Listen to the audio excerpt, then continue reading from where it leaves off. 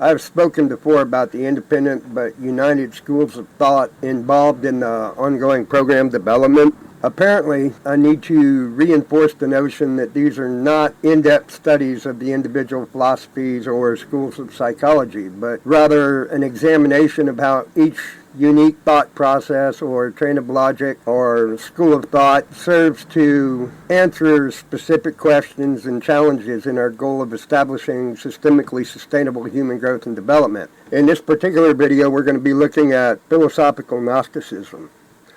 Secular or philosophical Gnosticism focuses on the pursuit of knowledge and enlightenment without the mystical or religious elements attached. It emphasizes self-awareness, critical thinking, and the understanding of deeper truths about existence and consciousness. Philosophical Gnosticism can be seen in the works of various thinkers who explore different themes of hidden knowledge, self-discovery, and even the critique of established norms and systems, societal norms more specifically in our case. These themes resonate with the core idea of Gnosticism, that enlightenment comes through personal insight and inner knowledge rather than through external authorities or dogmas or other organizational institutions. For instance, the existentialist philosophers, primarily Edmund Husserl, father of phenomenology, which we're going to be looking at in another video, and people he influenced like Jean-Paul Sartre and Martin Heidegger, and while they may not be directly linked to Gnosticism, they share the emphasis on the individual experience and the quest for authentic understanding. Throw into the mix, and yeah, I get it, it sounds redundant, but you got to throw Carl Jung in there too, because Jung's exploration of the subconscious and the archetypes can be viewed through a more Gnostic lens, as it involves the discovery of hidden aspects of the self and the existential nature of the individual human experience.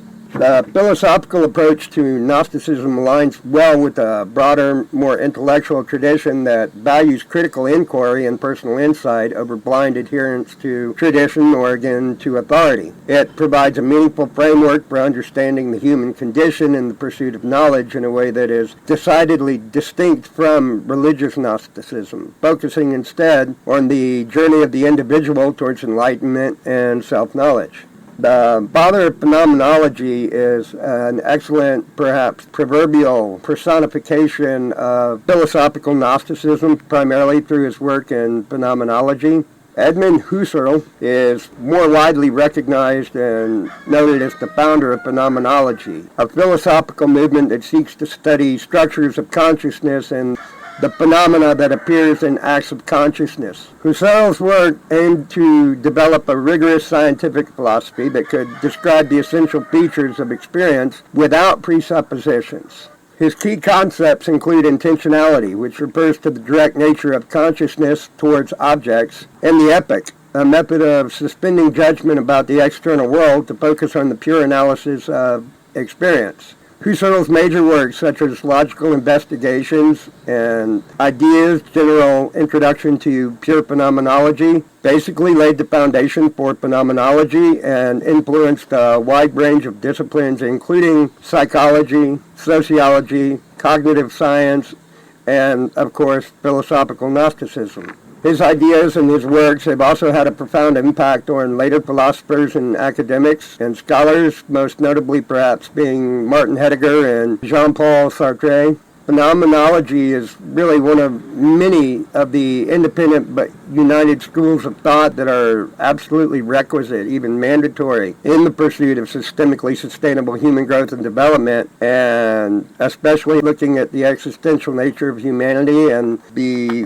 wide range of the individual experience and how it directly impacts what we're working on. Jean-Paul Sartre was a prominent 20th century philosopher and is maybe best known for his contributions to existentialism, which was a philosophical movement that emphasizes individual freedom, choice, and responsibility. Responsibility cannot be left out of that mix, as it far too often is these days. Central to his philosophy is the concept of existence precedes essence, which posits that humans are not born with a predefined purpose or nature, but instead that individuals must create their own meaning and identity through their actions and their choices that they make during the course of their life. His existentialism also explores the themes of angst, absurdity, and alienation. Sartre also highlights the potential for authenticity and self-realization. His works, such as Being and Nothingness and Existentialism is a Humanism, profoundly influenced modern thought on the nature of human existence and freedom and are extremely relevant to everything that we are working on. Martin Heidegger is another 20th century philosopher who deeply influenced both existentialism and phenomenology. His signature work, Being and Time, explores the fundamental nature of being or existence and seeks to uncover the meaning of existence beyond traditional metaphysical constructs. Heidegger's philosophy emphasizes the concepts of being in the world and authenticity, encouraging individuals to confront the realities of their existence and the temporary nature of life. He critiques the dominance of technological thinking and its impact on corporeal human experience, advocating instead for a more authentic and even existential engagement with the world. Heidegger's exploration of ontology reshaped philosophical discourse, offering deep insights into the nature of existence and human understanding. And, of course, Carl Jung was a Swiss psychiatrist and psychoanalyst who developed an influential body of work that bridges the realms between psychology and philosophy, in my view. Jung's philosophy centers on the exploration of the subconscious mind, introducing concepts such as the collective subconscious and archetypes. These are universal symbols and motives that recur across different cultures and epochs. Jung believed that individuation, the process of integrating various aspects of the self, is essential for achieving psychological wholeness. Jung further emphasized the significance of dreams, mythologies, and symbols in understanding the human psyche.